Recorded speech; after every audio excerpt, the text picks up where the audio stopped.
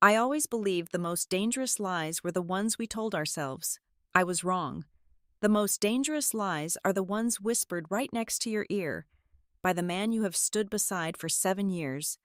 All I had to do was close my eyes to discover that my entire marriage was a crime scene orchestrated with meticulous and vicious cruelty. Hello, everyone, and welcome back to Violet Revenge Stories. Sadly, YouTube has disabled our monetization features, leaving us without a budget to keep the channel running. If you enjoyed today's story, please consider supporting us with just $1 so we can pay our hardworking staff to sustain their lives and continue creating content for you. You can donate by scanning the PayPal QR code on the screen or clicking the link in the video description or comments. I am Reese Wallace, and this is my story. The sharp smell of clinical antiseptic burned my nostrils. The sterile, incessant hum of the fluorescent lights buzzed above me like a swarm of angry bees. The pulsating, agonizing throb in my skull felt as though someone was systematically driving a railroad spike behind my eyes. I was lying in a narrow bed inside the medical room of the Nova Peak Innovations building in downtown Austin. The grand fundraising event for our new software project, the one I had dedicated 3 years of my life to, was supposed to be the pinnacle of my career. Instead, I found myself trapped inside a heavy, completely paralyzed body.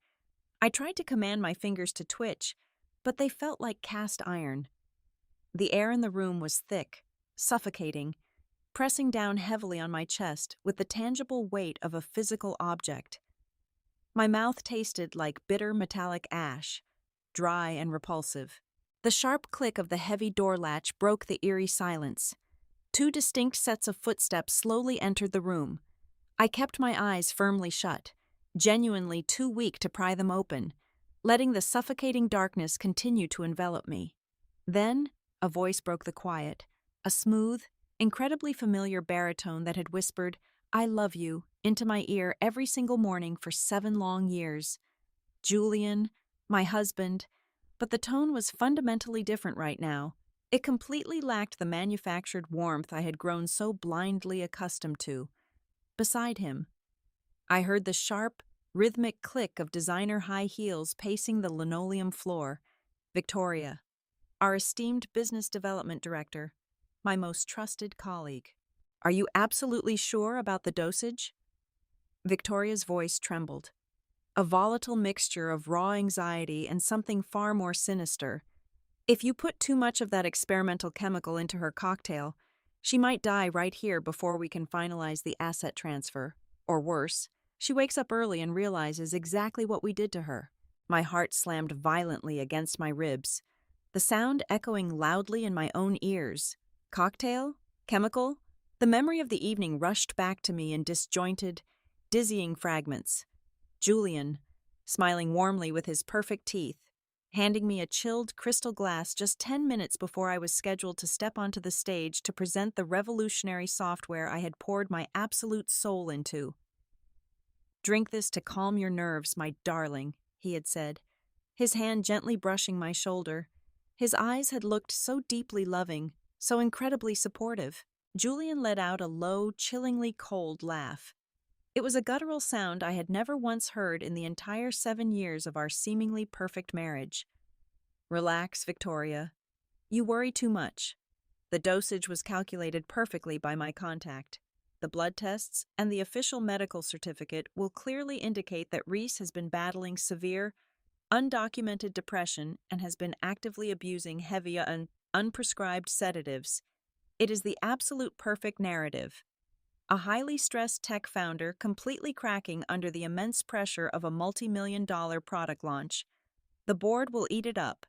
It is more than enough evidence to have her legally declared mentally unfit.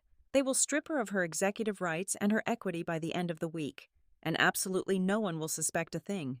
A massive wave of pure, unadulterated horror washed over me, literally freezing the blood in my veins. The physical paralysis holding me down was suddenly overshadowed by a massive psychological shockwave violently tearing through my entire reality. Every single tender kiss, every supportive word of encouragement, every gentle, loving touch from my husband over the past few months had been nothing more than a calculated, theatrical performance. The late-night reassurances when I felt overwhelmed by the complex software coding, his sudden, intense insistence that I needed to rest more and let him handle the stressful business side, it was all a meticulously laid prelude to this exact moment, a brilliantly orchestrated, viciously cruel plot to systematically gaslight me, physically drug me, and legally lock me away in a high-security mental asylum just so he could effortlessly steal my life's work. The sheer, breathtaking cruelty of it suffocated me. My breath hitched painfully in my throat, but I forcefully commanded my chest to remain steady. The blinding horror slowly, agonizingly, began to mutate. The hot, stinging tears welling up behind my tightly closed eyelids evaporated before they could fall. The blinding panic receded like a dark tide, leaving behind a glacial, terrifyingly sharp clarity. I was not going to be a pathetic, helpless victim in his twisted play. A cell phone suddenly began to vibrate and ring. The shrill, piercing sound violently cut through the tense, heavy atmosphere in the clinical room. "It is the European investment partner," Victoria hissed, her voice tight with panic. "We absolutely cannot take this call in here. Let us step out into the hallway immediately." Their hurried footsteps retreated toward the exit. The heavy door clicked firmly shut. Total silence instantly reclaimed the room. The very second I knew they were gone, a primal survival instinct violently kicked in, forcibly overpowering the heavy chemical lethargy dragging me down. I forced my heavy eyelids open. The bright artificial light burned my retinas, but I fiercely ignored the pain. I slowly turned my head, an agonizing action that felt like physically shifting boulders. My suit jacket was draped carelessly over the back of the gray visitor's chair right next to the bed. I could clearly see the rectangular, solid outline of my phone resting in the front pocket. I had maybe 2 precious minutes. I mentally commanded my right arm to move. It shook violently, fiercely rebelling against the heavy sedatives coursing through my bloodstream. I gritted my teeth, completely ignoring the intense nausea violently rolling in my stomach, and reached out. My numb fingers finally brushed the soft fabric. I lunged my upper body slightly forward, my nails digging desperately into the material, and pulled the phone out. It felt incredibly heavy in my trembling hand. I quickly unlocked the screen, the sudden digital glare almost blinding me. My vision blurred significantly, but I relied entirely on pure muscle memory. I opened the encrypted messaging application and immediately selected Marcus, my incredibly ruthless private attorney. My thumbs felt thick and frustratingly clumsy, but I managed to type out a coherent message. "Activate emergency investigation protocol immediately. Julian and Victoria. Total financial and legal audit.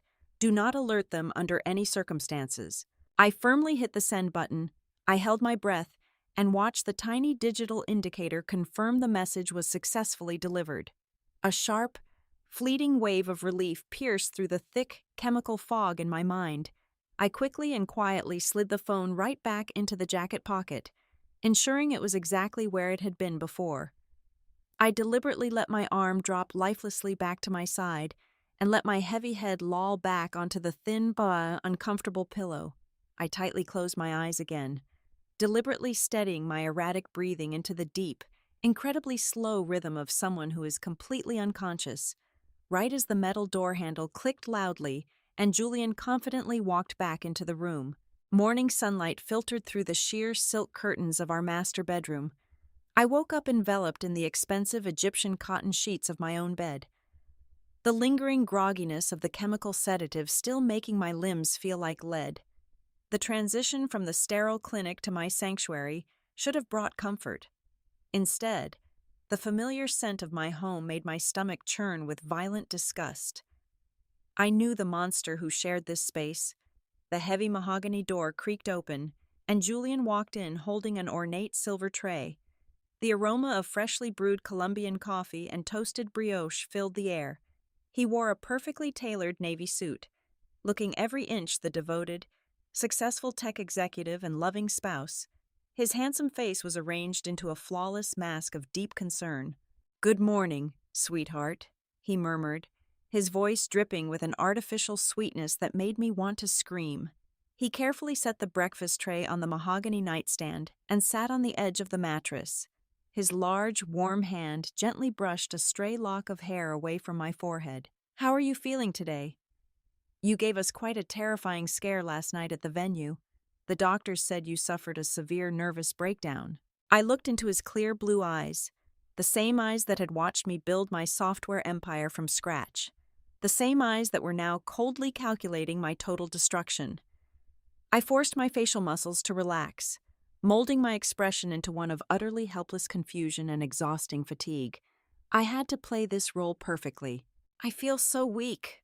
Julian, I whispered, making sure my voice trembled just enough to sound pathetic. My mind is entirely clouded.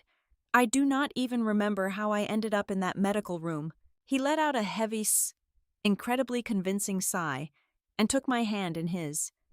You have been pushing yourself far too hard for the past 3 years. Reese, the late nights, the endless coding, the immense pressure of the launch. It has finally broken you down. I hate seeing you suffer like this. We cannot let your health deteriorate any further. He leaned in closer, his thumb gently stroking my knuckles. The physical contact felt like venom seeping into my skin. Victoria and I had a very long talk with the board of directors this morning.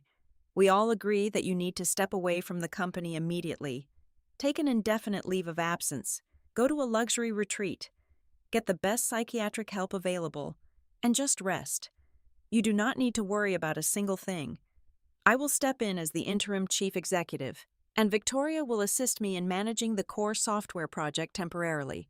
We will keep everything running smoothly until you are completely cured. The sheer audacity of his proposal was breathtaking. He wanted me to hand over the keys to my kingdom willingly, neatly tying a bow on his hostile takeover. He wanted me to smile while he stole my life. I lowered my gaze, letting a single, perfectly timed tear slip down my cheek. I nodded slowly, a picture of absolute, broken surrender. You are right, I said softly, my voice barely above a whisper. I am just so incredibly tired. I cannot handle the stress anymore.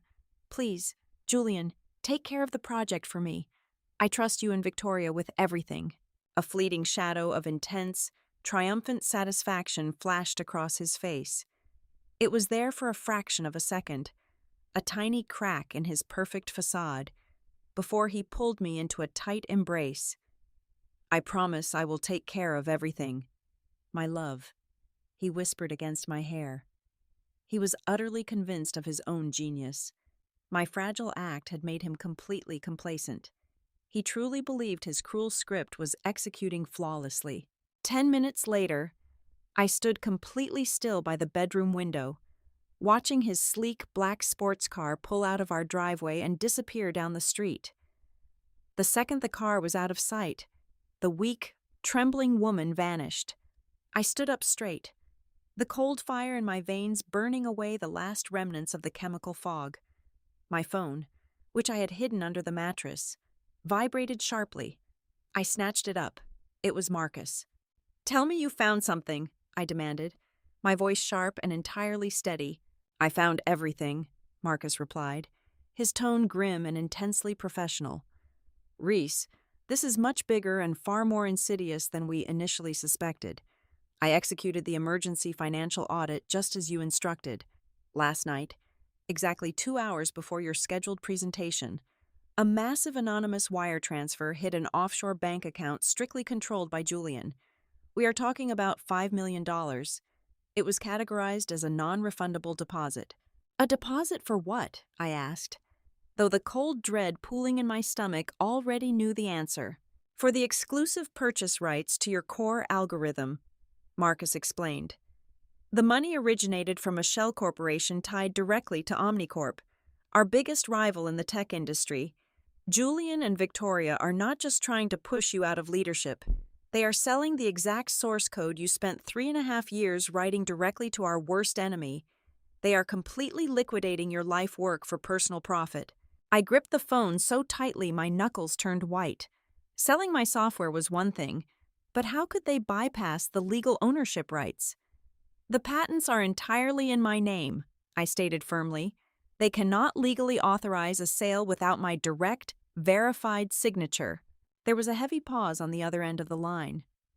That is the worst part. Reese, Marcus said quietly. My investigators hacked into the company internal servers this morning. Julian and Victoria have meticulously forged your physical signature and your digital authentication keys on dozens of internal transfer documents. They have created an elaborate, entirely fake paper trail. According to these documents, you deliberately downloaded the proprietary data to an unsecured external drive to sell it on the black market yourself. The sheer gravity of their malice hit me like a physical blow. They were not merely stealing my company, they were actively framing me for corporate espionage and massive data theft. Once the sale to Omnicorp goes through, Marcus continued, Julian plans to conveniently discover these forged documents and hand them over to the federal authorities, with your newly established medical record indicating a severe mental breakdown. The courts will view you as an erratic, desperate founder trying to sabotage her own company.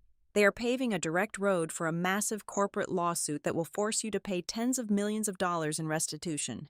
You will be completely bankrupted, Reese, and you will go to federal prison for a very long time. I stood in the center of the luxurious bedroom my hard work had paid for. The silence in the house was deafening. Julian wanted to lock me in a cage, strip me of my wealth, destroy my pristine reputation, and leave me to rot while he spent my fortune with Victoria. The shock and betrayal I felt yesterday completely evaporated. It was replaced by something far more dangerous. Pure, unadulterated, calculated rage. I did not just want to stop them anymore. I wanted to see them burn. Let them think they are winning. Marcus, I said, my voice dropping to a deadly, icy calm. Do not block the transaction. Do not raise any alarms. Let them proceed exactly as they planned. Are you absolutely sure? Marcus asked, clearly alarmed. If that code leaves our secure servers, the damage is completely irreversible. They have no idea who they are actually dealing with, I replied, a dark, predatory smile slowly forming on my face. I am going to let them dig their own graves. Just keep watching the money. I returned to the executive floor of the corporate building the very next morning, carefully cultivating the appearance of a woman entirely broken by severe stress. I had spent 45 minutes in front of my vanity mirror applying pale foundation and blending dark, ashen powder beneath my eyes to simulate severe sleep deprivation. My posture was deliberately slumped, my steps slow and terribly hesitant. When Julian and Victoria saw me enter the glass doors of the main lobby, their immediate reaction was a masterclass in feigned sympathy. Julian rushed to my side, wrapping a protective arm around my shoulders, while Victoria offered a sickeningly sweet smile of false encouragement. They were so utterly convinced of their own brilliance that they completely dropped their guard.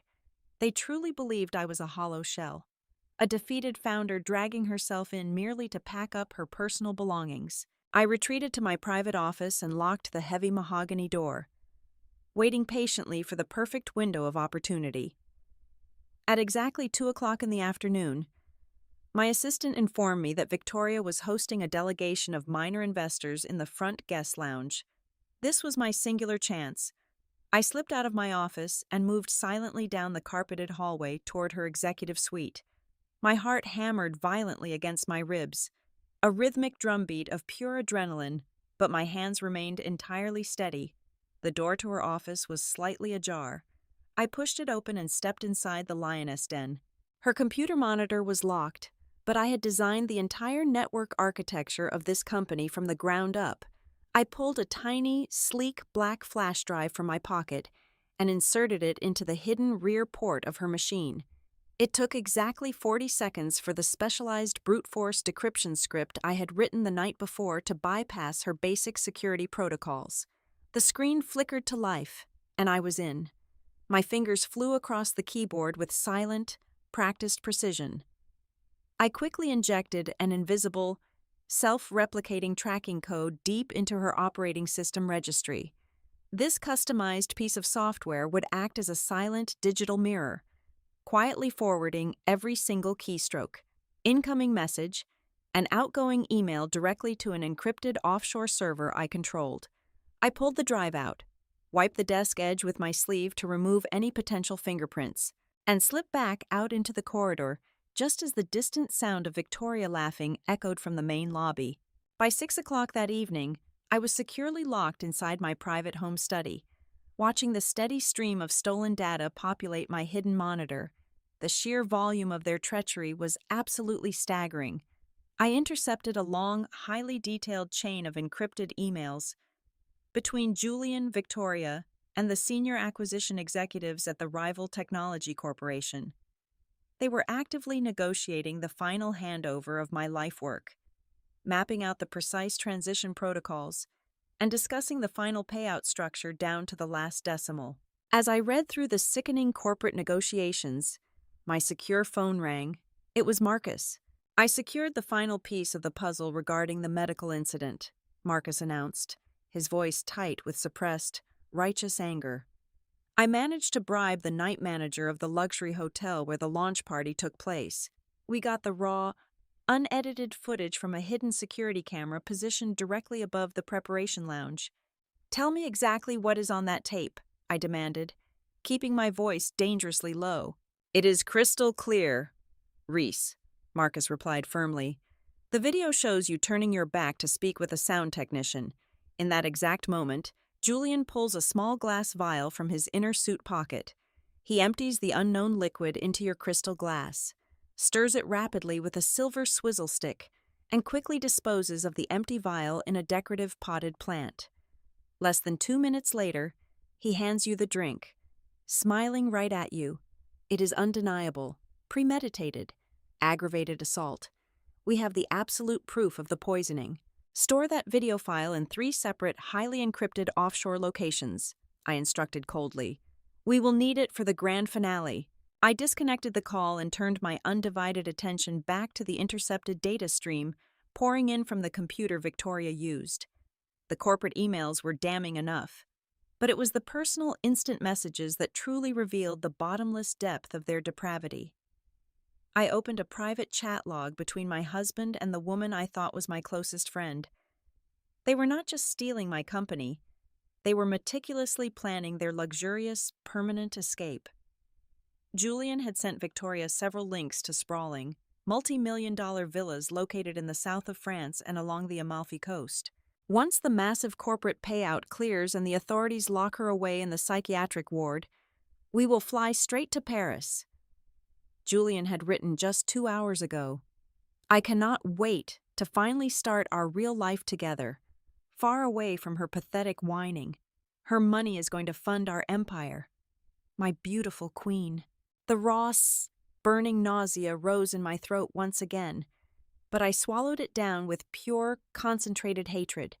They were literally measuring the curtains for a mansion bought with my blood, sweat, and tears, completely assuming I would just quietly disappear into a heavily medicated, padded cell.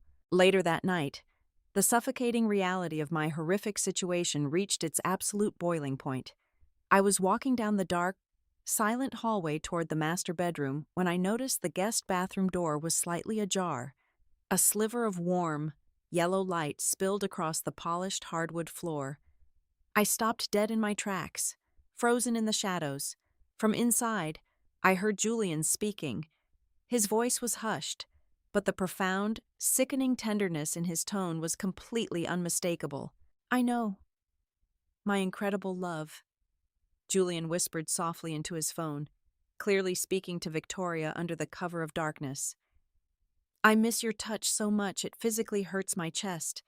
Just a few more agonizing days of playing house with this utterly broken woman, and then she will be gone forever.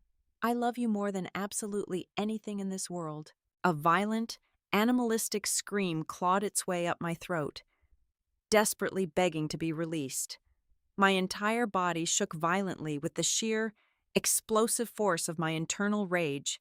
I wanted to kick the heavy wooden door open, to smash the expensive vanity mirror, to wrap my bare hands around his treacherous throat and squeeze relentlessly until that sickeningly sweet voice was silenced forever. but I could not move. I had to remain the helpless, oblivious victim just a little while longer.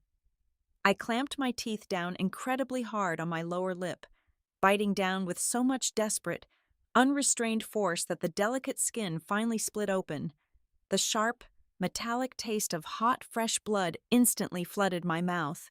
I stood there completely still in the dark, tasting my own blood, silently listening to my husband profess his undying, passionate love to the very woman helping him destroy my entire existence.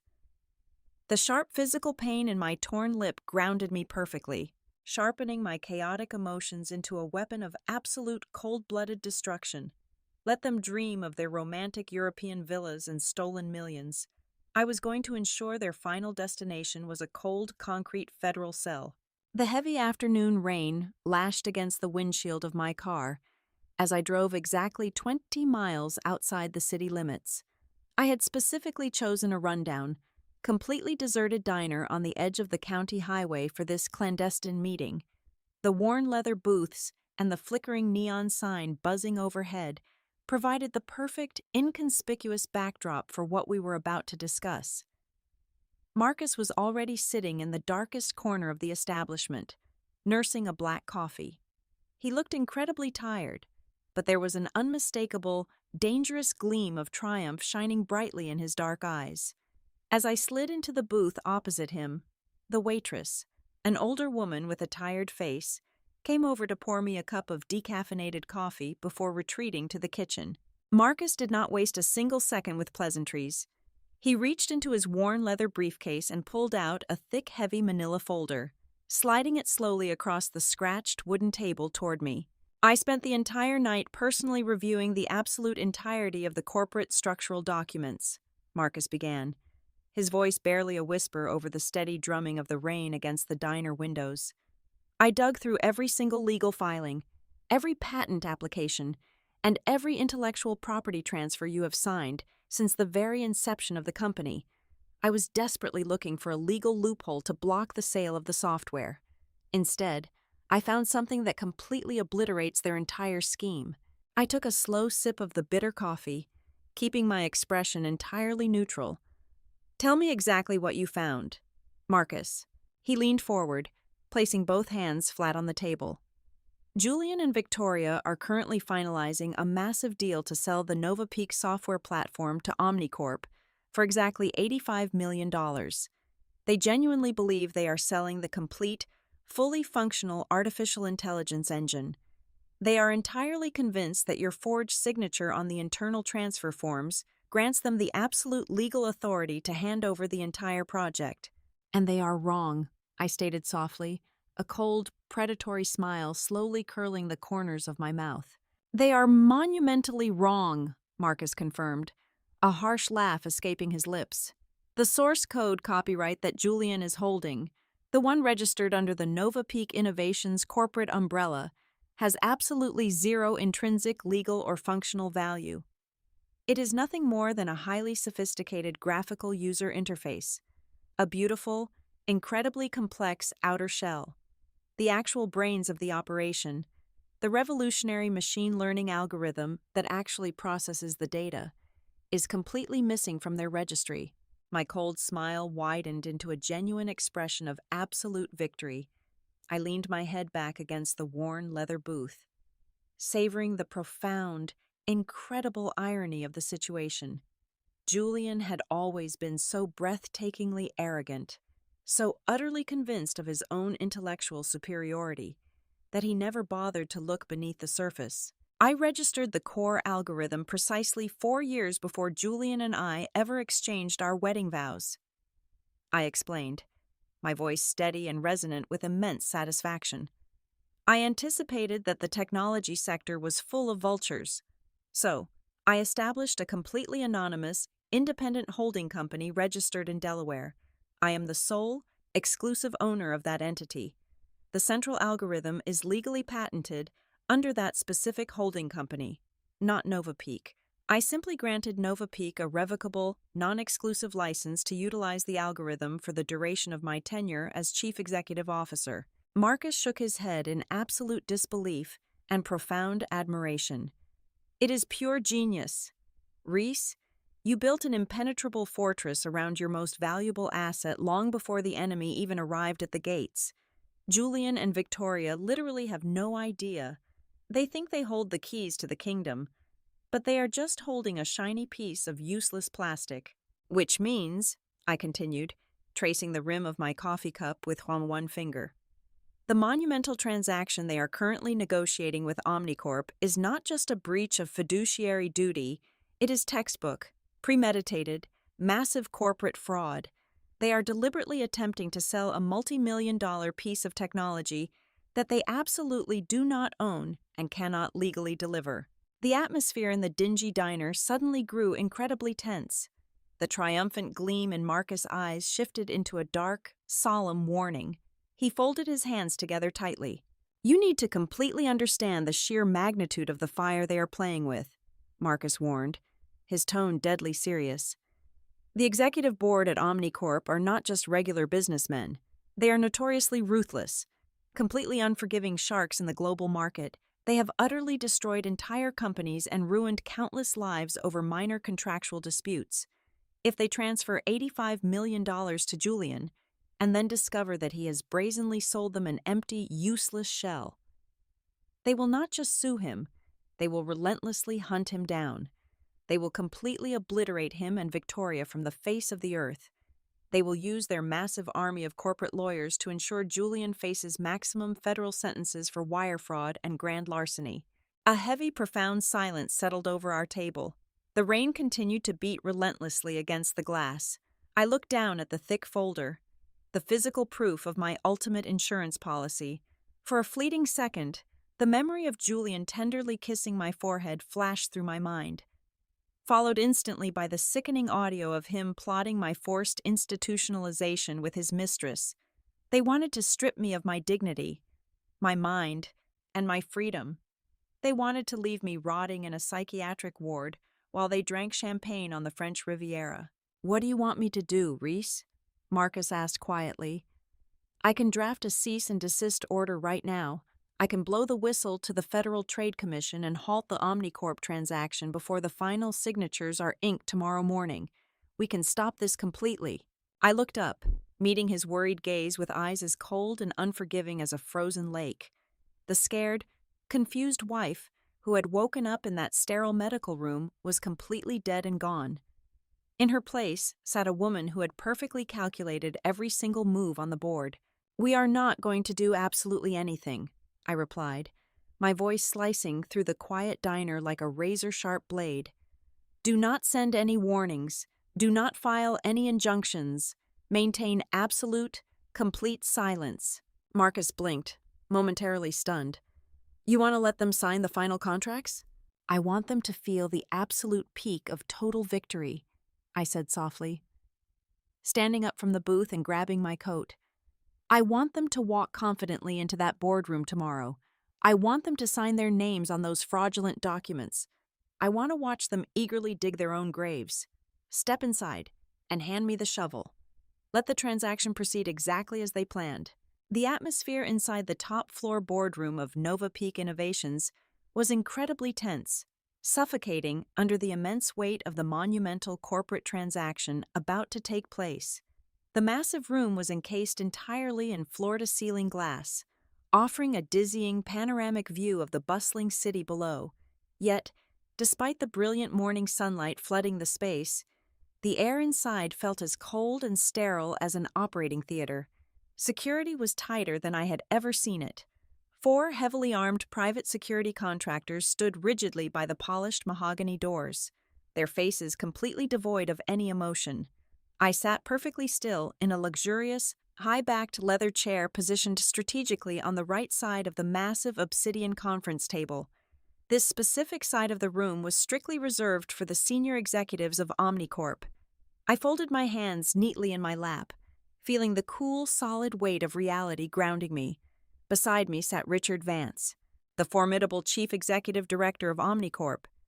He was a ruthless corporate titan known for destroying entire companies over minor indiscretions.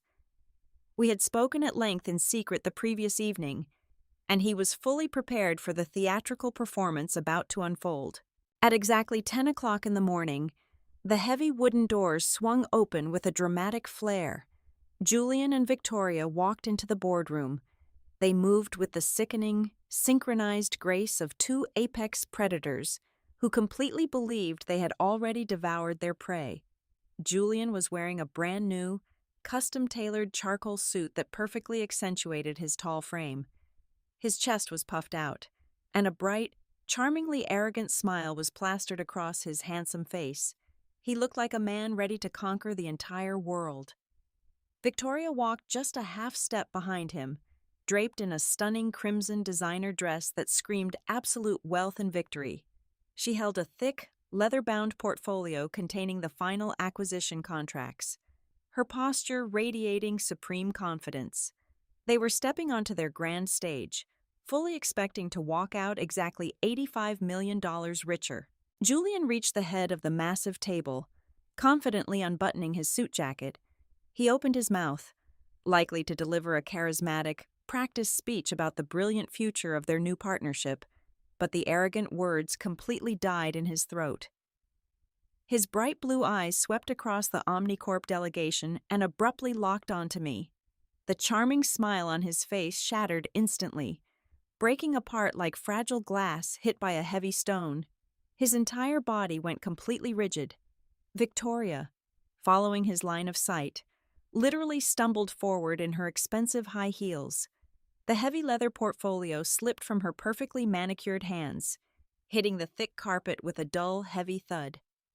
She stared at me as if she were looking directly at a ghost rising from the grave. "What is the meaning of this?" Julian demanded, his voice suddenly pitching an octave higher than its usual smooth baritone. He looked frantically at Richard Vance, desperately trying to reassemble his crumbling facade of control. He violently slammed his fist down on the dark table, the loud crack echoing sharply in the silent room. "Guards, please escort my wife out of this building immediately. She is currently suffering from a very severe, medically documented psychiatric breakdown. She is completely delusional, highly unstable, and she poses a significant physical danger to herself and to the highly confidential nature of these corporate proceedings." Not a single security guard moved a muscle. They remained entirely rooted to their positions, their eyes fixed firmly forward. Richard Vance leaned slowly into the light, resting his massive forearms heavily on the cold surface of the table. He did not look amused. He looked incredibly dangerous. "Your wife is not going anywhere, Julian," Richard stated, his voice a flat, deep rumble that carried absolute, unquestionable authority. "She is sitting precisely where I personally requested her to sit. She is here acting as a highly specialized, strictly confidential technical consultant directly for Omnicorp." Julian visibly swallowed hard. The confident tech executive was rapidly dissolving, replaced by a panicked, cornered animal desperately searching for an exit. A thick, heavy layer of cold sweat immediately broke out across his forehead. "Special consultant? This is highly irregular and completely unacceptable. We are gathered here today to finalize the final signatures on an $85 million acquisition deal. We simply do not have the time nor the patience to deal with a mentally incapacitated woman trying to sabotage her own company out of pure spite." "We are not signing absolutely anything today," Richard replied smoothly, his cold eyes completely devoid of any mercy. He raised his right hand and gestured toward three men dressed in unassuming gray suits, sitting quietly in the shadows at the far end of the boardroom. "Before we finalize a financial transfer of this massive magnitude, Omnicorp's standard operating protocol strictly dictates a comprehensive, independent technical verification. We do not just blindly trust the word of a man selling his wife out. We hired the most ruthless, thorough third-party software auditing firm in the entire country to conduct a deep-level penetration test on the specific source code you uploaded to our secure servers late last night." I watched with immense, quiet satisfaction as the sheer terror finally registered in Julian's eyes. The single bead of cold sweat on his forehead multiplied, forming a heavy sheen of perspiration that slowly rolled down his pale jawline. He frantically wiped his face with the back of his trembling hand. The lead auditor stood up, adjusting his wire-rimmed glasses, He held a thick stack of printed reports, and he did not mince his words. Our specialized team spent exactly 12 consecutive hours completely dismantling the software architecture provided by Nova Peak Innovations, the auditor announced clearly, his voice projecting easily across the massive room. We ran a full, exhaustive diagnostic protocol on every single line of code. The results are highly alarming and entirely conclusive. The program you are attempting to sell to this corporation is entirely hollow. It possesses an elegant, highly functional graphical user interface, but the fundamental machine learning algorithm, the actual brain required to process the complex data, is completely missing from the system. The software fundamentally cannot run. It has exactly zero operational capability. You are trying to sell an empty shell. That is absolutely impossible, Julian stammered loudly, his voice shaking violently with a mixture of pure panic and utter disbelief. He turned a furious, terrified glare toward his mistress. Victoria, you personally authorized the final data transfer last night. Where is the core code? What did you do? Victoria could not answer him. She was gasping for air as if all the oxygen had been completely sucked out of the room. Her face was entirely ashen, completely drained of the artificial confidence she wore just 5 minutes ago. Her entire body began to tremble violently, her expensive crimson dress shaking around her knees. The lead auditor pressed a small button on his remote control. The massive digital projection screen occupying the entire wall behind Julian instantly flared to life, illuminating the dark corners of the room with blinding white light.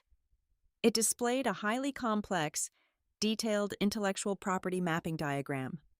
We traced the structural dependencies of your system, the auditor continued, his voice hammering the final nails into their coffin. The missing algorithm is not simply misplaced or accidentally deleted. It does not belong to your company at all. The entire core code is heavily encrypted and legally registered to a completely separate, fully independent corporate holding entity. Nova Peak Innovations merely held a temporary operating license which expired exactly at midnight last night. You legally own absolutely 0% of the actual technology you are trying to sell. The massive screen brightly highlighted my hidden, anonymous holding company as the sole, rightful owner of the billion-dollar technology. A terrifying, incredibly heavy silence instantly crashed down over the entire boardroom. It was a suffocating, dense quiet, broken only by the ragged, panicked breathing of the two exposed traitors.